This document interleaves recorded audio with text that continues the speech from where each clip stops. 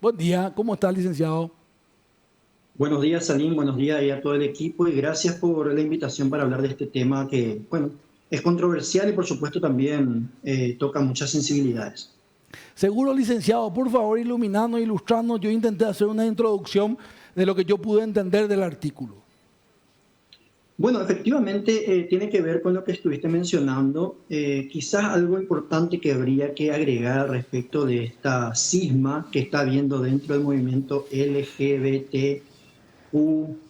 y más, o plus, como le dicen también. Esta cisma no es nueva, o sea, ya ha pasado en reiteradas ocasiones dentro del movimiento desde la década de los 70 y muchas veces ha tenido que ver con el radicalismo de las propuestas de ciertos grupos que se fueron anexando, ¿no? El movimiento LGBT nace, o el movimiento gay nace en la década de los 70 y los 80 con este señor Harry Hyde, muy conocido, y ya de hecho él había incorporado varios movimientos a esa plataforma que luego él mismo fue saliendo. O sea, esto es famoso, Ujú. la revolución termina devorando a sus hijos y él iba volviendo a abrir otro movimiento. Esto ha pasado reiteradas ocasiones, fundamentalmente porque todos estos grupos tienen de base unas ideas conflictivas sobre la realidad social, ¿no? Que por ejemplo tienen que ver con el hecho de que hay opresiones simultáneas y superpuestas entre diferentes colectivos, ¿no? Entonces, los gays blancos, por ejemplo, finalmente también serían opresores de los gays negros, o las mujeres gays, homosexuales, lesbianas serían oprimidas por los hombres gays. O sea, entonces termina habiendo una superposición absolutamente insoportable para cualquier tipo de razonamiento lógico y cualquier tipo de diálogo. Entonces, en estos últimos 30, 40 años, el movimiento muchísimas veces sufrió este tipo de divisiones, este tipo de conflictos, y desde el 2019 un grupo importante que está en 13 países, que pertenecía a todo el espectro arcoíris, ¿verdad? Que hoy en día se nos presenta como si fuera un bloque monolítico, granítico, pétreo, que no tiene cismas o divisiones. Eso es mentira. Este grupo que se llama LGB Alliance, Alianza LGB, se separó del grupo LGBTQI+, debido fundamentalmente a lo que ha sido el parteaguas en, en muchas de estas cismas, de estas cismas o divisiones. Mm. ¿Cuáles? Los niños. Porque entienden que hay un atropello, una avanzada sobre los niños que es absolutamente descabellada, con todo lo que es el movimiento trans dentro del movimiento LGBT, que tiene que ver con las mutilaciones genitales, las ablaciones, con todas la ginecoplastía, con todo este tema de los bloqueadores de pubertad que se le introducen a los niños para que hagan unas pretendidas transiciones, ¿no? Que en realidad son transiciones de por vida, ¿no? Porque esto finalmente después tienen que tomar de por vida ese tipo de hormonas o bloqueadores. Y por supuesto, este grupo más conservador dentro del movimiento LGBT, que son los LGBT Alliance, Alianza LGB, bueno, ellos consideran de que eso es algo que va contra el sentido común, algo que es incorrecto, y ellos dicen que el movimiento LGBT fue cooptado por grupos radicales que han distorsionado sus objetivos originales. ¿Cuáles eran los objetivos originales? Derechos civiles, derechos políticos, cuestiones básicas de igualdad ante la ley. Y en ese sentido, bueno, cualquier persona razonable puede acompañar de que independientemente del sexo, la orientación sexual, el abolengo, la raza, todo ser humano merece consideración y respeto fundamentales por el hecho de ser un ser humano, y por supuesto las personas homosexuales también, ¿verdad? Entonces, celebramos esta llamada arrebato con campanas al sentido común dentro del movimiento LGBT, celebramos esta sigma, y también esto nos demuestra de que se ha orquestado sistemáticamente una campaña de marketing para, de alguna forma, hacernos creer de que este es un movimiento absolutamente uniforme, ¿no? Donde todos piensan igual, y no es así, ¿no? Claro.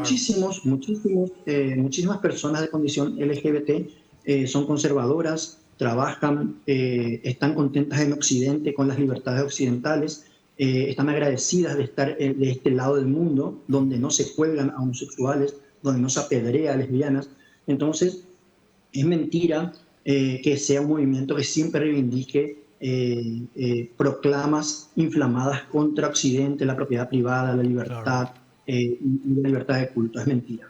Me llama la atención, solamente para cerrar este tema que a mí me parece sorprendente, quizás de Sí. manera positiva. Ujú.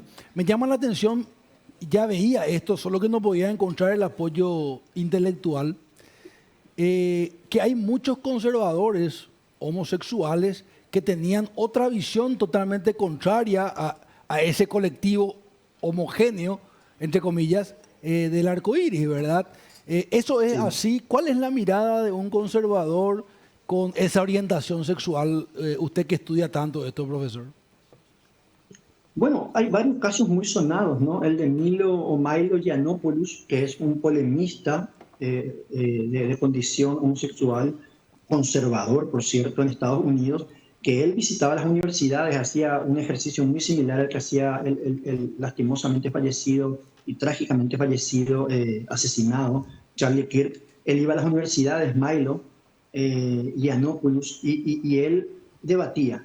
Y él fue echado en ocasiones reiteradas de universidades por medio de la violencia de los estudiantes que se llaman supuestamente antifascistas, ¿no? Utilizando la metodología fascista que es la violencia. Entonces, y justamente este señor, porque es un hombre ya de 35 años, bueno, él básicamente hacía un llamado a todos los conservadores, a todas las personas de condición homosexual que estaban callados para decir, miren, hagamos escuchar nuestra voz porque este movimiento no nos representa, no representa nuestras convicciones y de alguna forma están usurpando el nombre de todas las personas que somos homosexuales pero queremos vivir vidas tranquilas, que no tenemos una preconcepción de que hay un conflicto inherente y consustancial a las relaciones sociales, porque lastimosamente todos estos grupos de izquierda que instrumentan a las personas homosexuales, y hay que decirlo, la izquierda instrumenta a las personas homosexuales para sus propios fines, para inflamar la sociedad, para inyectar conflicto en la sociedad.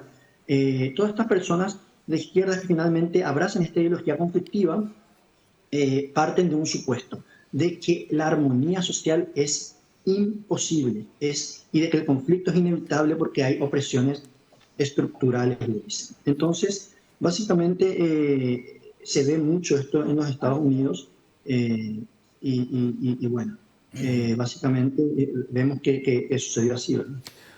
Increíble realmente. Creo que en ese sentido quizá la sociedad puede estar evolucionando, ¿verdad? Porque creo que más de uno se va a sorprender. Pareciera ser que hoy una persona con una orientación distinta tiene que ser LGTBQI y eso es imposible, ¿verdad? Entonces me parece que desmitificar, por ahí decía, yo siempre digo, un grande, quizá el más grande de todos los tiempos, la verdad nos va a hacer libres.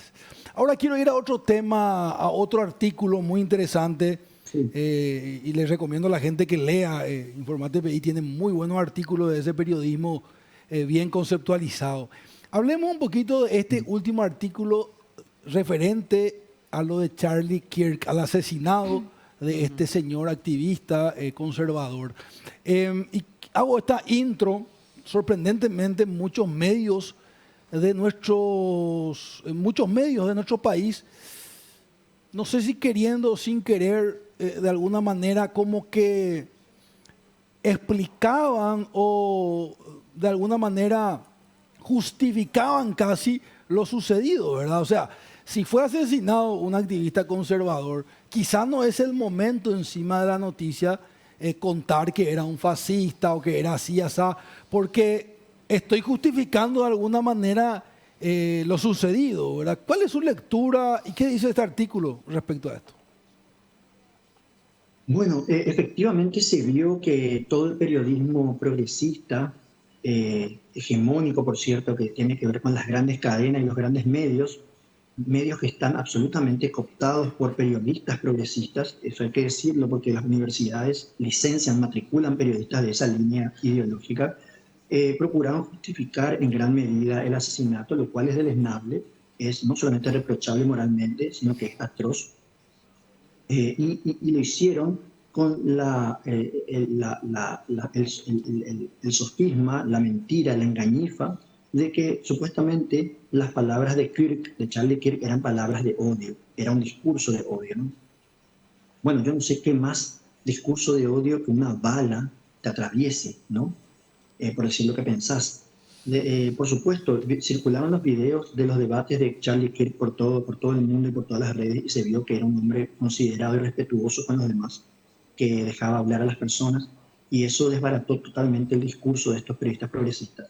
Lastimosamente se vio una reacción muy visceral hacia este hombre, padre de familia, de 2 hijos, y eso demuestra la estofa, la sustancia moral de baja calidad de la izquierda, ¿no? Es gente resentida, es gente que odia al otro por pensar diferente y fundamentalmente son todo lo contrario de lo que nos han vendido, de que eran la tolerancia, la pluralidad, el amor. Es mentira. En realidad son todo lo contrario, son el conflicto, son el odio, porque ¿qué más odio que pegarle un balazo a alguien que no piensa como uno? Solamente porque está diciendo sus creencias en Dios o en un gobierno limitado o en la libertad individual.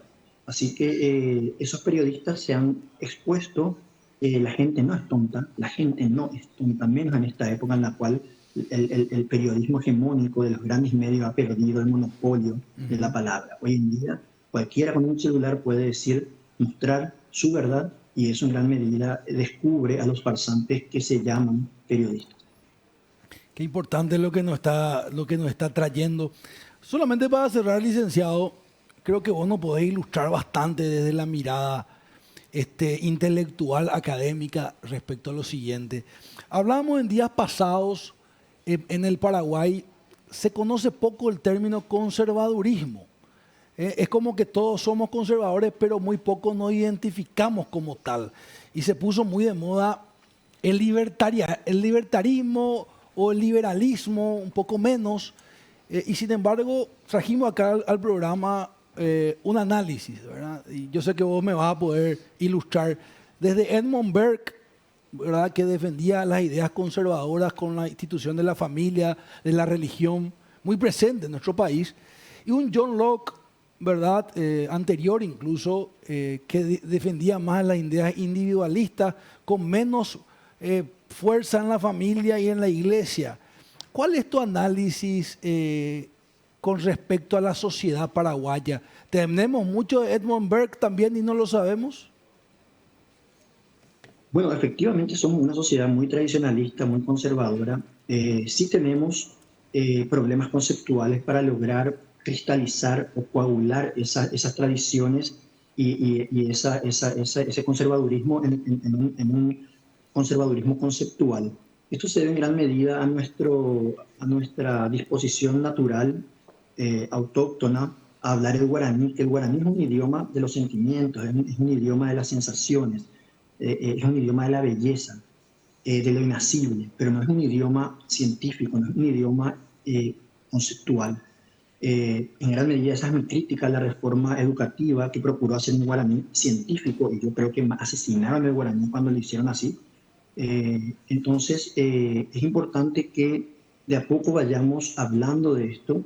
Va a ser un proceso gradual. De hecho, el conservadurismo parte del supuesto de que todo lo que se haga de una vez destruye cosas importantes, de que las cosas buenas se pueden generar a pasos lentos, de que lo que funciona tiene que permanecer y que hay que terminar conceptualizando eso. Inglaterra le tomó siglos, a Estados Unidos también, a nosotros nos va a tomar seguramente un tiempo también, pero es importante hoy en día entender que los paraguayos somos conservadores.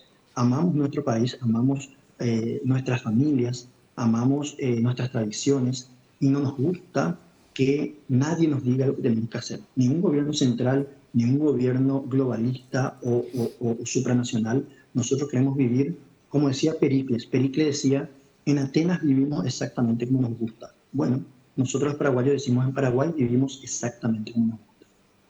Contundente eso que decís. Me despido con esto. ¿Existe en Paraguay prensa globalista, como decía un amigo hace unos días? Sí, existe prensa extremadamente afín al globalismo.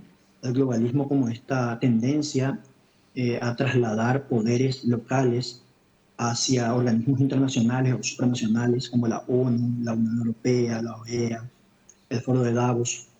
Y una vez que vamos trasladando ese poder, perdemos prerrogativas de los ciudadanos de a pie, porque obviamente son personas que no, o burocracias, son burocracias que no podemos controlar, que no podemos hacerles rendir cuentas por sus acciones y que de alguna manera introducen paquetes legislativos que ordenan la vida en común. Entonces, el poder, cuanto más lejos está del individuo, más tirano es. Y en ese sentido, por eso es que los patriotas, los conservadores, queremos que el poder sea local. Y en ese sentido, por eso creemos en Paraguay, con sus límites, con sus fronteras, con su gobierno local, y no queremos que nos gobiernen los de afuera. Y sí, hay prensa que es muy afín a esos organismos, a la ONU, a la Unión Europea, al Foro de Davos. Es prensa, yo creo que son, sinceramente, ellos creen en eso. Y bueno, en ese sentido, creo que por eso también son tan peligrosos, ¿verdad? Porque no creo que sean, a mí la hipótesis de que son solamente mercenarios y que solamente dinero, yo no creo en eso. Posiblemente hay dinero, hay mucho dinero, pero también yo creo que lastimosamente hay convicciones y bueno, por eso finalmente, como decía Edmund Burke, que vos acabas de citar, contra el mal organizado solamente el bien organizado. Licenciado Acuña, gracias por este espacio. Lo mejor para usted. Gracias, Edwin, y un abrazo para todo el equipo ahí. Gracias. Gracias.